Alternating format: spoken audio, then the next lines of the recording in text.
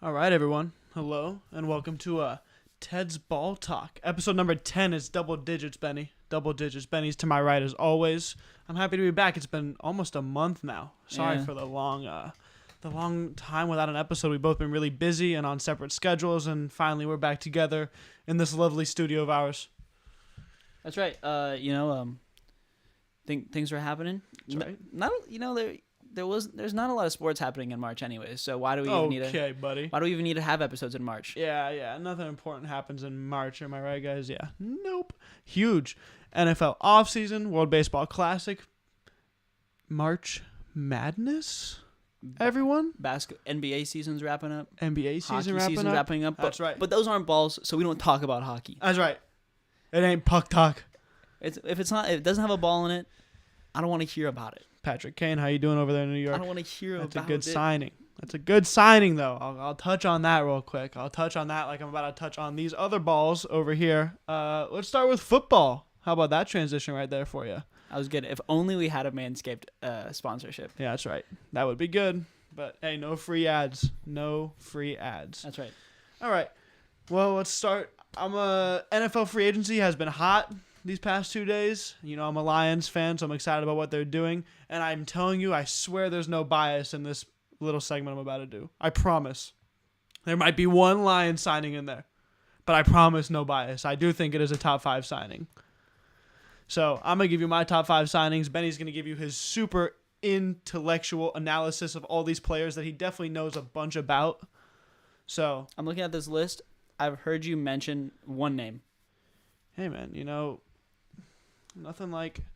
Is it the first one on the list? Just because I came into the house and said it? No. Third? Yeah. Gotcha. We talked about him the other day. Yeah, like months ago. Yeah, because I wanted him, but he was that price was a little bit high for me, so it didn't end up happening for the Lions. He's talking about Jamel Dean. I'll get into that in a little bit. I wanted him on the Lions. Spoilers, bro. Spoiler alert. Hey, I'm just giving a little bit of a tease. A little tease never hurt nobody, Benny, okay? Alrighty. I just clapped right in the mic. I'm sorry, everybody listening. But let's get right to it. My number 5 signing so far in free agency. You know, I was just testing to make sure it worked. Cameron Sutton to the Detroit Lions. They really had a terrible secondary last year. Number 5. Number 5. They really had a terrible secondary. Cameron Sutton is going to be 20. I think he's 28 right now. 28, maybe going to be 29 by the next season. He's a stud. He's improved every single year he's been in Pittsburgh. People rave about his football IQ. Mike Tomlin. I mean, Cam Hayward, the stalwart on that defensive line, says Cameron Sutton is the most intelligent football player he's ever played with. And Cam Hayward's been on that team for a long time.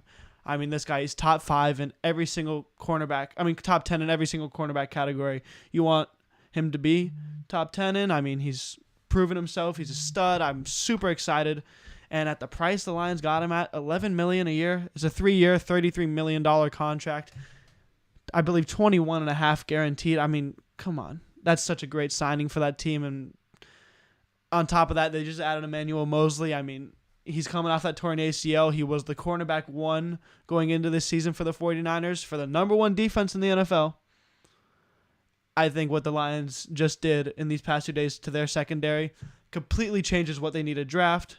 It just takes so much pressure off this front office going into the rest of the offseason. Huge signing for them, in my opinion. We like to see it. Yeah. What team did you play for before then? He played for the Pittsburgh Steelers. Okay. So he comes from a good defense. He comes from a very strong defense. They've had good defenses before. Absolutely, and he's well coached. Mm-hmm. He's smart. Mm-hmm. He's a great tackler. He's a bit undersized, but that hasn't affected him. Okay. He's 5'10". But how's it gonna be matching up against Justin Jefferson two games a year, Teddy? You know what? It's gonna be just fine. It's gonna be just fine because Jeff Okudah can lock down Justin Jefferson. I'm sure Cam Sutton can as well. And if we need to, Emmanuel Mosley's a little bit bigger. Put him out there if he's feeling healthy enough. Okay. All right. Number 4, linebacker. This one hurts to say, but TJ Edwards to the Chicago Bears. I didn't go with Tremaine Edmonds because I think the value, the price that they got TJ Edwards at is stupid. This guy had a better season than Tremaine Edmonds did last year. And my goodness, they got him for 3 years, only $19.5 million. Oh, only $19.5 million. He was projected to get a $40-50 million contract for 3 years. And Is somehow, he from Chicago? I don't know if he's from Chicago. Mm-hmm. Look into that. But they stole this guy. Coming from a Super Bowl caliber defense, from that Eagles defense, a top linebacker off that team. He's a young dude. He's a baller. He makes every tackle. I watched a decent amount of Eagles games because they were on primetime a lot last year. My goodness, I don't think I ever saw anyone get. It wasn't even close to breaking a tackle. They got hit, and he went down. He was born in Lakeville, Illinois. Wow, there you go. Lakeville, Illinois. Coming home, baby. Coming home.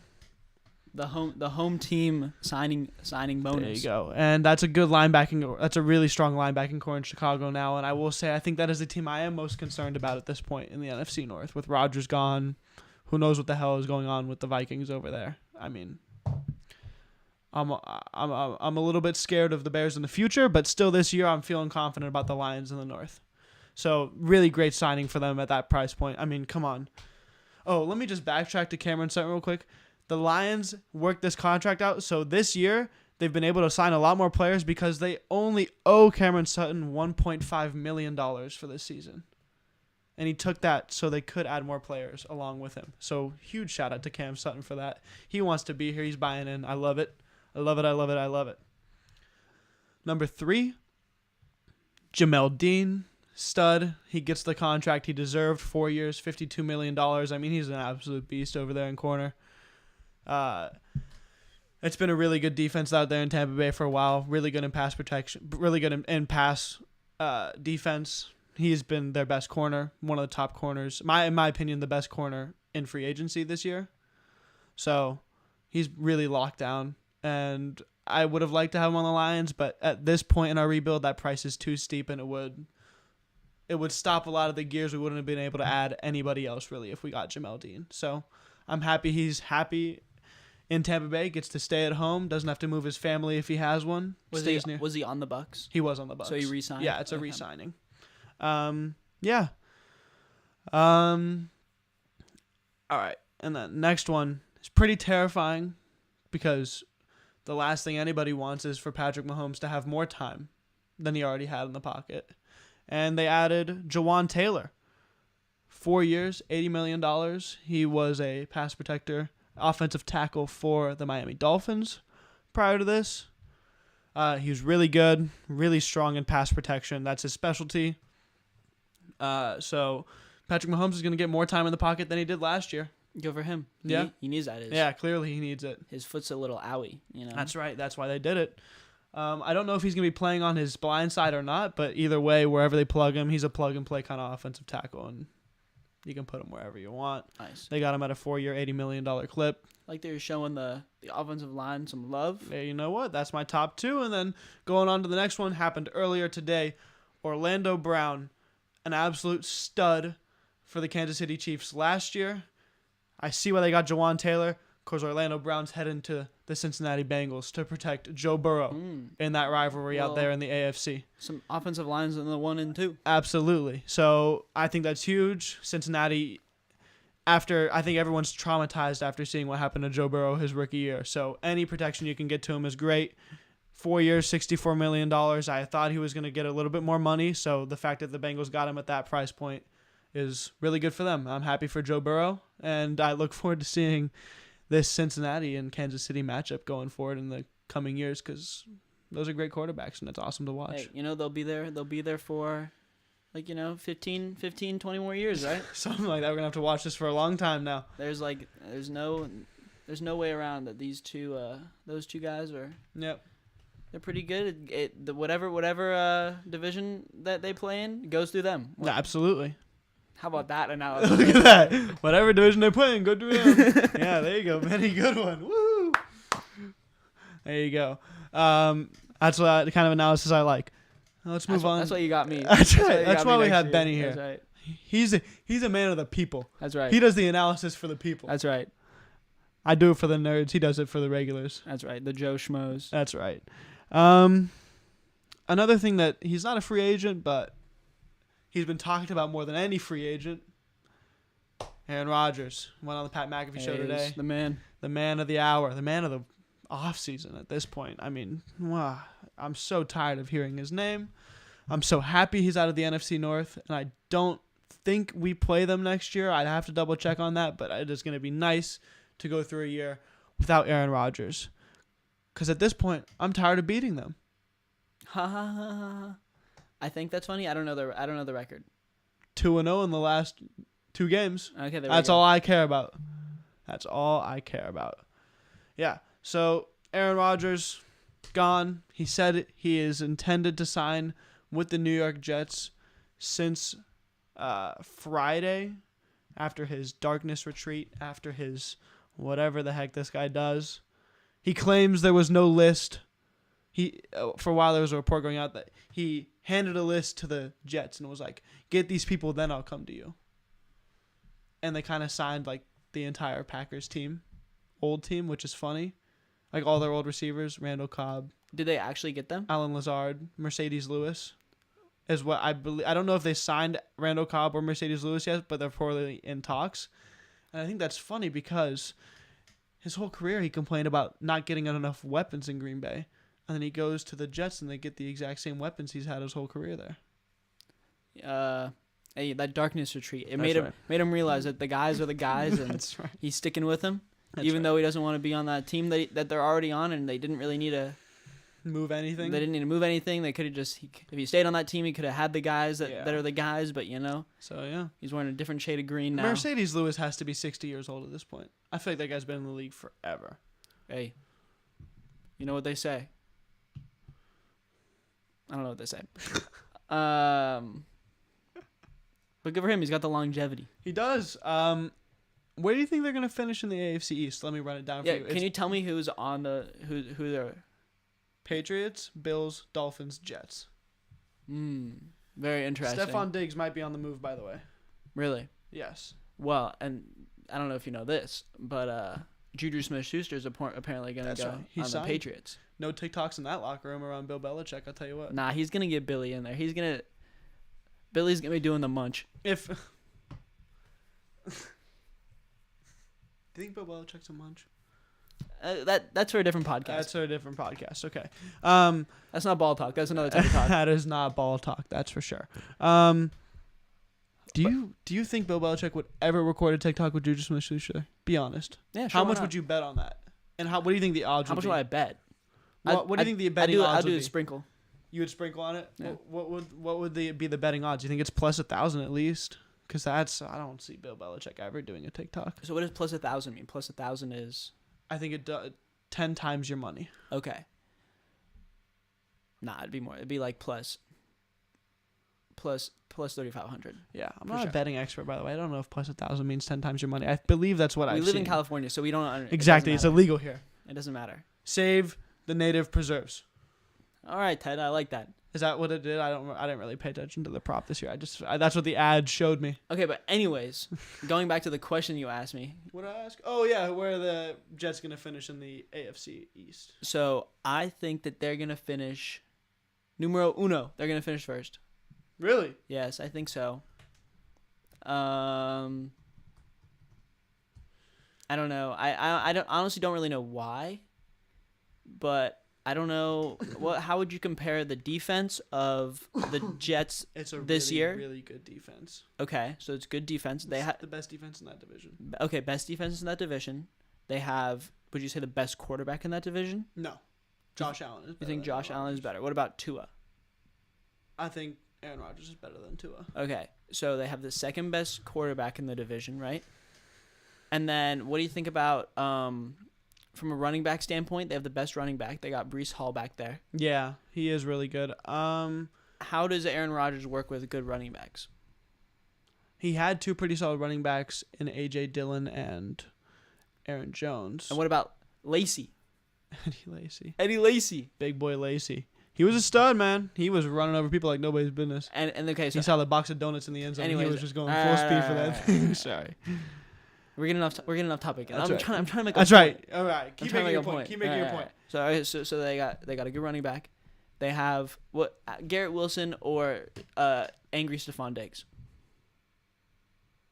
I think Garrett Wilson is going to have a better year than Stephon Diggs next All year. right, all right. So that's why I'm picking the Jets to have a better year. Look at that. Look at you go. It's very thought out right there. They lost Tremaine Edmonds, I don't know who that is. their best linebacker. He went to the Chicago Bears.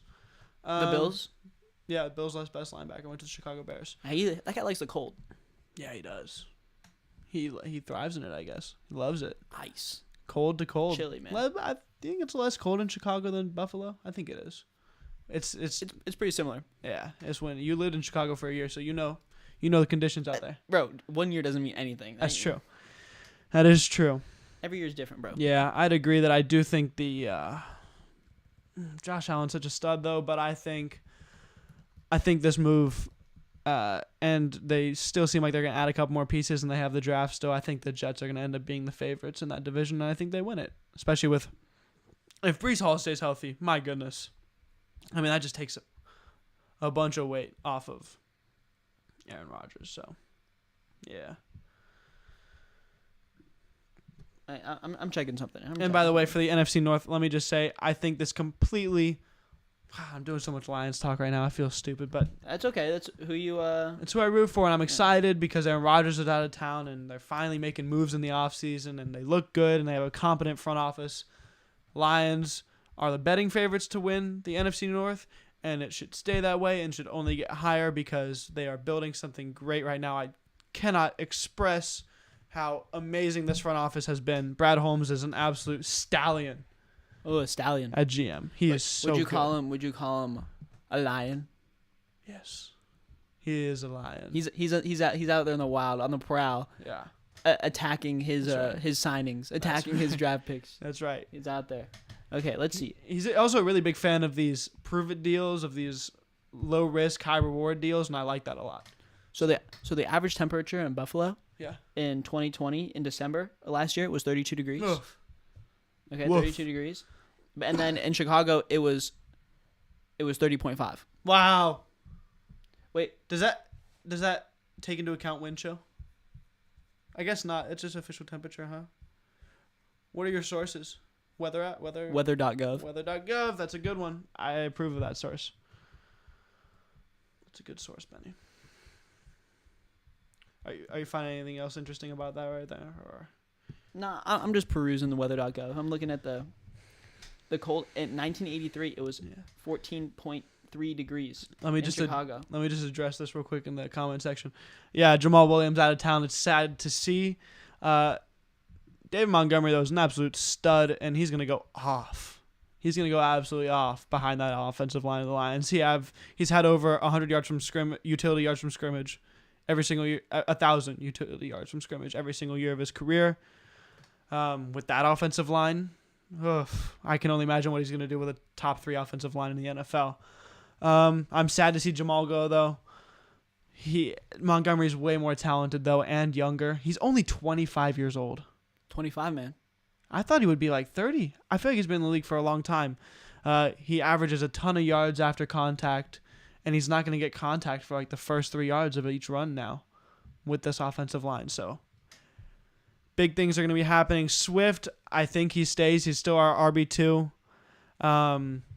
So I know you wanted Jamal Williams on those Seahawks, by the way, Aiden. So I know you're bummed about that.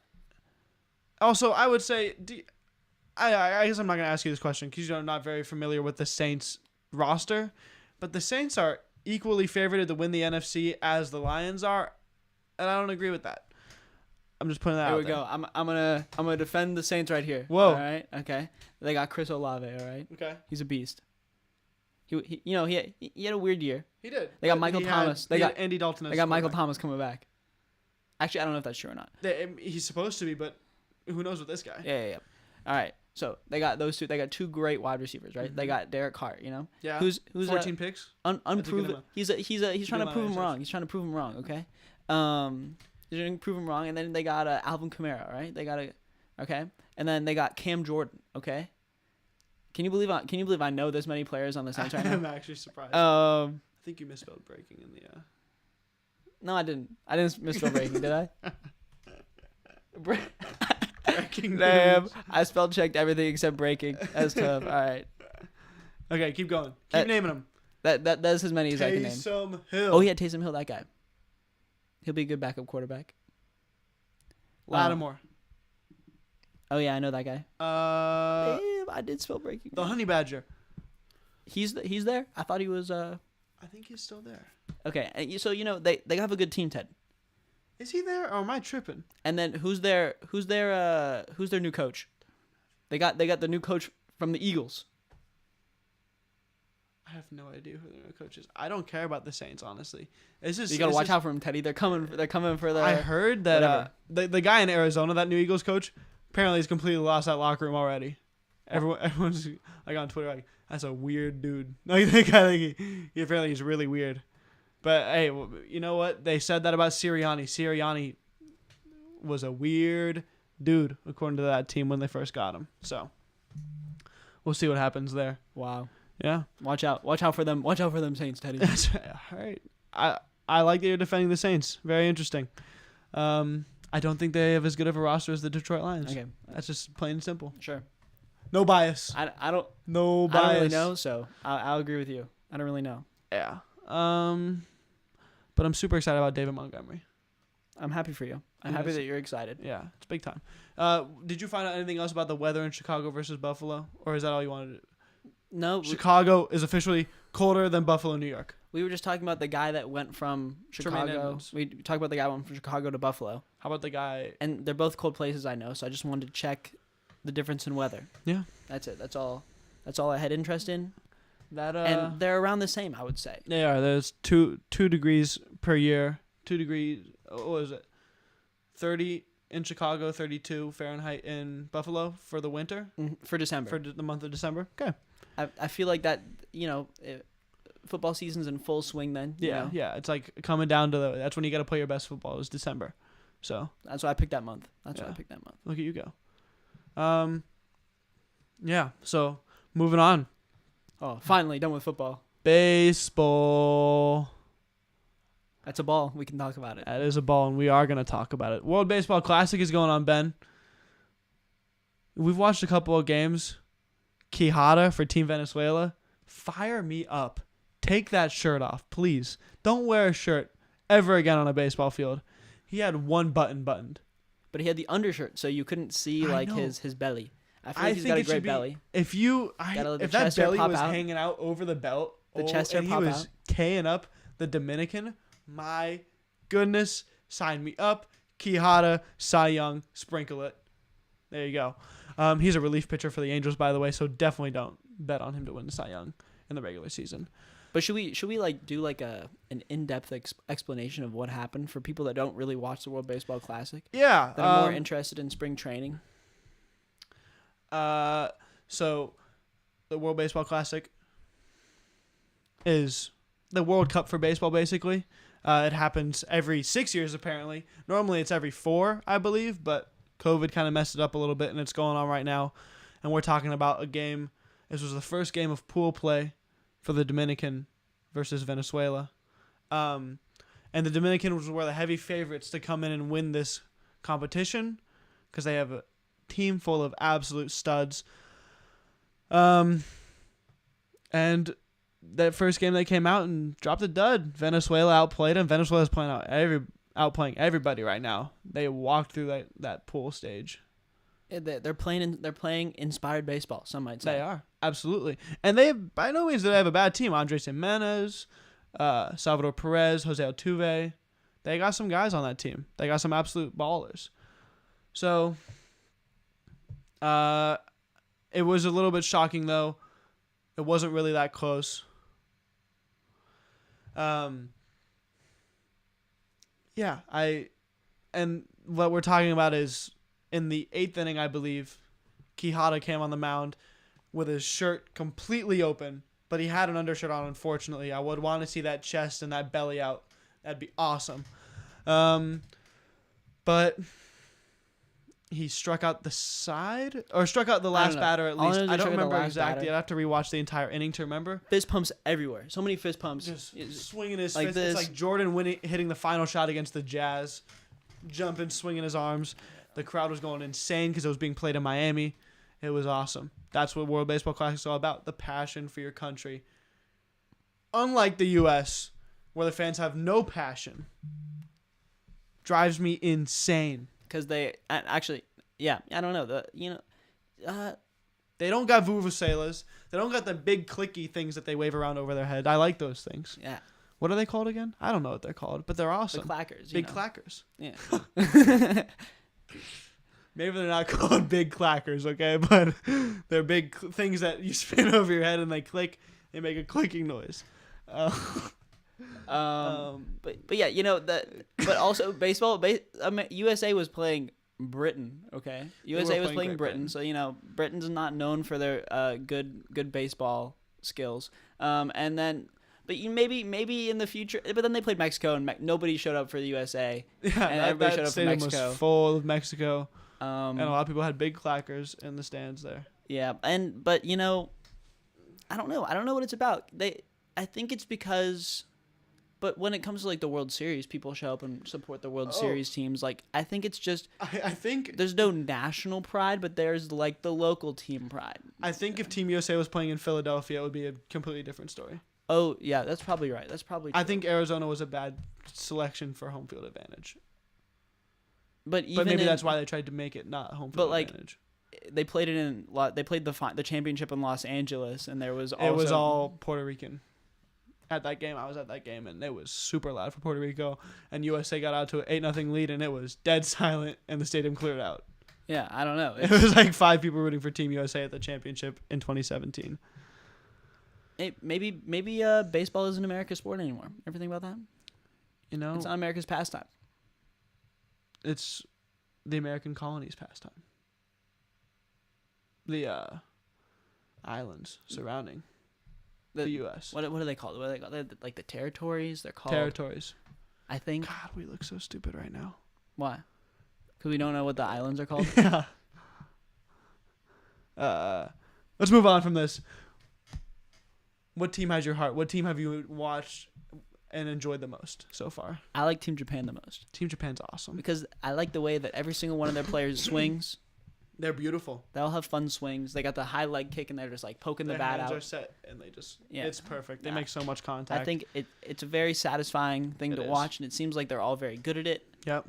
And then I watched John Boy the other day, and one of the pitchers hides he has a oversized jersey shirt, and he hides his glove like under like a little bit of his glove under his jersey, and apparently it's like if he's changing the grip on the ball, so like if nobody can see the glove moving. I like that. I don't know. I think that's a little interesting quirk. Yeah. Everybody does it differently. Every country does it differently, so it's cool to see all these different players showcase. Exactly. Really fundamental sound baseball being played in Japan and the other Asian countries. So I've noticed that. Yeah. So I think I like Team Japan. What about you? Team Japan is definitely my favorite to watch, but I was pretty hyped about Team Israel because I like Jock Peterson, and I think like if he got hot in the World Baseball Classic and was hitting homers, he's a guy that's gonna pimp him. Mm-hmm. So they were my. Was he on Team Israel? Yeah, he was. Okay. And they got eliminated and didn't beat anybody and got mercied 10-0 2 different times. So dang. One Poor time Jock. it was a perfect game. Poor Jock. Yeah, that was sad. But I guess right now the team that has my heart would be. Also, wait, I just want to Venezuela because of Quijada. Yeah. Go. It's kind of crazy that like you don't really have to be from the countries that you're playing for. I just watched a video of. Wait, keep going. Wait, did you watch a video explaining what are the requirements to? No, did you watch a video about that? No, I would like to look into that. I'm sure Foolish Bailey would do something like that or something. We can do something like that. We can do something like that. But I watched a video of this guy going up to all the Team Israel players asking about their bar mitzvahs. Mm-hmm. And all of them were like, I'm not Jewish. I didn't have a bar mitzvah. One guy, Alex Dickerson, he asked him, he goes, how was your bar mitzvah? He goes, oh, my wife's Jewish. That's why I'm on this team. And I was like, what? That doesn't really make any sense. Like, your wife just has to be Jewish, then you can play for Team Israel? Like, you don't have to have any connection to the country or...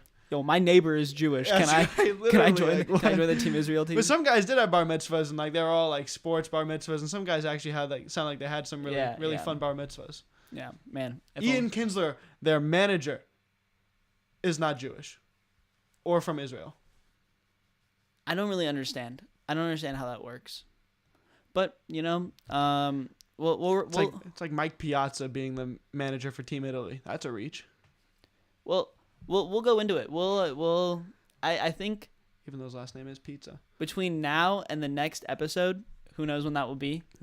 See you in another month, guys. One of us will do some research on the requirements you need to be eligible for a national team in the World Baseball Classic. Yeah, we gotta break it down. Maybe we can compare it to like the FIFA World Cup. Oh yeah, no, you need to have like citizenship to that country to play there. I'm sure, but we can compare, like, we could see like how lenient, and the reason maybe it might be out of like. I think you need to have citizenship for a certain amount of years and live in that country for a certain amount of years too to play for that team in the World Cup. We don't really know about that yet. Yeah. Once we know about it, we'll educate the public. Yeah. But yeah. Anything else you want to talk about? Yeah, I want to get into March Madness a little bit. Bro, so much stuff is happening. So much sports. How have we not made an episode in so long? Because we've been busy, dude. Yeah, but not really. And lazy. Busy and lazy. Combination. You gotta make those talking points. Top 3 upsets. March Madness. Teddy's picks. Root for your favorite colleges. That's for your favorite college. Root for your favorite colors. That's right. If you don't know about basketball, you root just for the weirdest mascots. Mm-hmm. Root for the perfect bracket to win $1 billion. Yep. I don't think they're doing that anymore. It's never happened. I think it's like $50,000 now. You can win some money if you have a perfect bracket, but nobody's ever had a perfect bracket before. One time a guy was one off. Yeah. In the national championship, he got it wrong. That's a bummer, man. Yeah. Imagine making it all that way. Yeah. And he never watched college basketball. It was the year he was applying to college, and he just picked off of the tours he did. Oh, that's smart. Yeah. That's smart. And he had Duke losing to Wisconsin in the national championship. Ooh. Where did he end up going? To college? Yeah. I don't know. Probably Duke. I don't know. Maybe Wisconsin because that's the one he picked, so maybe that's the one he enjoyed the most. Oh, maybe. Yeah, that's true. Or he could have let whoever won decide where. But that means you'd have to get into every single. Okay. Yeah. Okay. That'd be awesome though if you could apply to 68 colleges. 68 colleges enter. Only one wins. That's right. You're the greatest student ever. Yeah. You get into all 68 colleges. That's a lot of money too to spend. You gotta be stupid rich to apply to all those schools. Yeah. Okay. So all right, let's keep going. My top 3 upsets. My number 3 upset. Give me UCSB, number 14 seed over number 3 Baylor. UCSB. Why do you like UCSB? They shoot. They have 6 scorers that all shoot over 46%. From the field or from the field. Okay. They're really slow paced, which can be a problem for any team. Like if you can mess up any team's rhythm, it can be bad. And I was watching Baylor down the stretch, and I didn't really love what they had going on there. Okay. So they looked a little iffy to me. So I'm not super hot on Baylor going into this. So I'd look out for UCSB to be a team that'll jump on a 3 seed fast. 14 seeds. Exactly. Or slow, like their pace. Yeah, very methodical. They're on a 7-game win streak. UCSB? Yeah. Who have they played? Do we? Nobody good. That's the one worrisome part. They have not played a single good team this entire year. Got it. Yeah. They don't even play UCLA? I don't believe they did. I think maybe they played Gonzaga. Okay. They have not really played any high-level competition this year. Okay. And this is all based off of reading I've done. I obviously don't watch every single college team. Most of my picks are based off of reading and research that I do. My number 2 upset. Give me Kent State over number 4 Indiana University. Kent State's a 13 seed. Is Kent State, are they purple? No, that's Kansas State. They are. Kansas State is purple. They're a 3 seed though. Okay. They're not going to be upset. Kent State. Okay. Kent State, they're undersized. They get a lot of turnovers. Good defense. Yeah, okay. they play good defense. They have a guard that's averaging 18 points per game. They played really well against Houston and Gonzaga during the year, but they lost both those games, but they played them well. So clearly they've showed that they can hang with the real deal teams because both those teams, Gonzaga's a 3 seed, Houston's a 1 seed. And just because of how they played those teams earlier, and I was reading about those games, showed to me that I think that they can make some damage to people's brackets, and I would not look past the Kent State over Indiana, even though Indiana does have an All-American. But I feel I don't know. I watched like the end of a few Indiana games. I don't really know why, Yeah. but they don't seem that good to me. They didn't jump off the chart to me. They have that one great player, Trace Jackson Davis, something like that. I can't remember his name exactly. Sorry about that. Sorry. I know he's got 3 names. Sorry, Trace Jackson or Davis. Yeah. It's in that order. It's in those names in some order, I think. Jackson Davis Trace, something like that. Yeah. And give my number 1 upset. This one's hot. I'll take number 15 seed University of North Carolina Asheville over number 2 seed UCLA Bruins. Bruins have a little bit of health issues right now. Their bigs have been getting in foul trouble throughout the entire Pac-12 tournament. They lost to Arizona. They might be a little bit down in the dumps, and this team can get on you quick. They shoot, as a team, they shoot 39% from three-point, which is a really nice clip. That's pretty good. They have a 6'11" guy named Drew Pember, who, looking at his stats, he averaged this season 21.2 points per game, 9.4 rebounds a game, and 2.3 blocks per game. Damn. And that guy's a beast. You said he's a big guy. 6'11". So, and he can give some issues. If UCLA's big guys get in foul trouble, watch out for Drew Pember to do some absolute work. Wow. On UCLA. Yeah, he draws more fouls than anybody in the country, which is another reason why I liked him, because foul trouble. Get those guys out of there. This guy's a stud. Yeah. So, yeah, he's an absolute stud. He shoots at 83% from free throw, 37% from three-point land as a 6'11" guy. I mean, they also have a shooting guard averaging 15 points per game, 46% from three-point land. Hey. So what the heck? I like Teddy. All those picks are very well thought out for the upsets, but you know what? None of that matters because it's March Madness. It is March Madness, and that's why you expect the unexpected. All those teams are gonna get absolutely smoked. That's right. And then there's other 14 and 13 and 15 seeds that nobody liked to upset anybody. They're gonna upset. Win. Yeah. Like Furham or whatever they are, for something playing against FCU. You're thinking about FDU, not them. I was thinking about the team that's playing Virginia, not FDR. But I will say this about Asheville: they are really sloppy. They don't get a lot. They lose a lot of rebounds and they turn the ball over a lot. So with the 6'11" guy, they lose rebounds. Yeah, I guess so. He doesn't like the board, man. He likes to. He's a shooter. He likes to score. He's a shooter. Well, that'll be interesting to see. We just got confirmed. It is Furman in the chat. Furman. That is playing Virginia. They shoot 50% of Furman. Yeah, let me just slide this one in here. Furman, 50% of their field goal attempts are 3-pointers. That's the NBA. So they are just getting that ball and they are throwing that thing up from deep and they are just praying that it goes in. So hey, if they start draining some, watch out. Down by the 3. Furman coming in hot on Virginia, knocking them out fast. Wow. Yeah, and that's what I got. March Madness starts tomorrow, baby. Tomorrow. Everyone get excited. That's crazy. Everyone get excited. Well, we'll check back on Teddy's picks. That's right, and I will see how terrible I did and how terrible my bracket is doing. We'll find out about the eligibility for World Baseball Classic and versus eligibility for FIFA. Absolutely. We will we'll be here sooner than a month, hopefully. I think we're going to shoot for once a week. Once a week. Let's shoot for that, but no promises. Once a week. I think we can do once a week. I think we can, too. And also, I want to give a quick shout-out. This is a sports shout-out. It's not ball-related, though. Whoa. Because it's swim. Whoa. But I'm on my community college swim team, okay? Absolutely. Stud. And there are 2 women on this team that are 65 and the other one's in her mid-50s. And they're studs. Look at them go.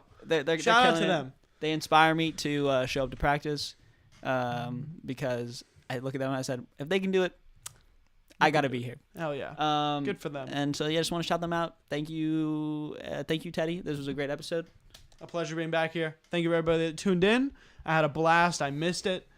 And you all have a great weekend of watching college basketball, and I hope you all get perfect brackets. No. I hope Teddy gets a perfect bracket, so he gets the money. That's right. You guys all can. That's right. None of you get perfect brackets. That's right. Because I want to win, I'm going to win. It's my year.